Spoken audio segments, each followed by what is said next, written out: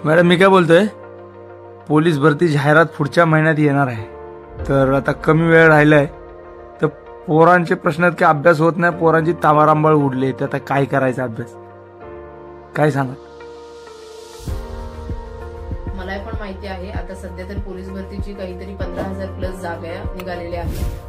मग आता जागा निघाल्यात म्हणून तुम्ही खळखळून जागे झाला असेल. आता नक्की काय करायचं, ग्राउंडची तयारी करायची की लेखी करायची, असा मोठा प्रश्न पडला असेल.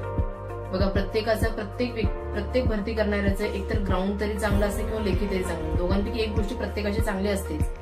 मग तुमची जे कमी आहे ना त्याला थोडंसं वरती घेऊन जाण्याचा प्रयत्न करा, आणि जे तुमचं प्रॉपर आहे म्हणजे एकदम तुमचं समजा एखाद्याचं ग्राउंड चांगलं असेल तर तुम्ही त्याच्यावरती अधिक भर द्या.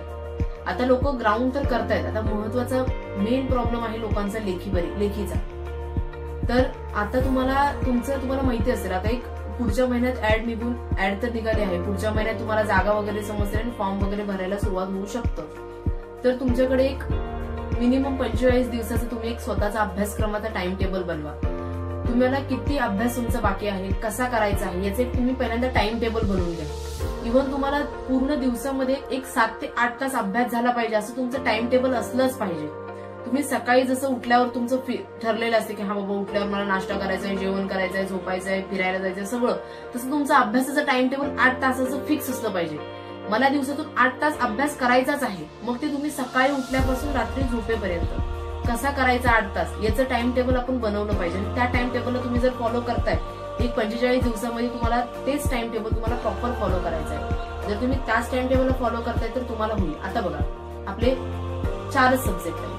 आपल्याला मराठी आहे, गणित आहे, जीएस आहे आणि आयक्यू आहे. मग तुम्हाला मराठीचा अभ्यास एक 1.5 तास, मराठीला एक 1.5 ते 1 तास द्या.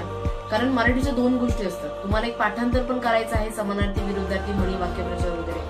त्याचबरोबर तुम्हाला व्याकरणाचा अभ्यास सुद्धा करायचा आहे, म्हणजे नाम, सर्वनाम, विशेषण, क्रियापद यांचा पण अभ्यास करायचा आहे. जसं तुम्हाला ग्रामर महत्वाचं आहे तसं तुम्हाला जो पाठांतराचा भाग आहे तो पण खूप महत्वाचा आहे.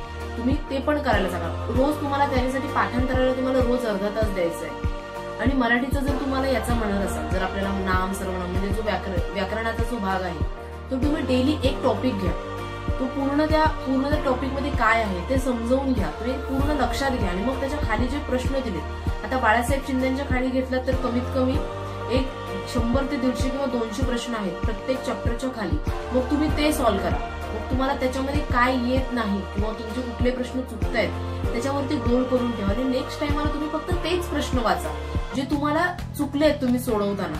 आता तुम्ही एखाद्या टॉपिकचा असा अभ्यास करा की त्या टॉपिक मध्ये त्या मेन टॉपिक काय. आता नामच घेतलं बघा, आता नामचे मुख्य प्रकार किती आहे, ते त्यांचा जर ते सर्वनाम झालं, नाम झालं तर त्याचे मुख्य प्रकार किती आहे, मग त्याचे सब टाइप्स किती आहेत, त्याच्यामध्ये काय विशेष आहे जे तुम्हाला पाठांतर करायचं असेल, असं तुम्ही प्रत्येकाचे नोट्स बनवा आणि ते पाठांतर करा. तर नोट्स बनवायचा वेळ नाही, पण एक टॉपिक आहे ते क्लिअर करत जावा.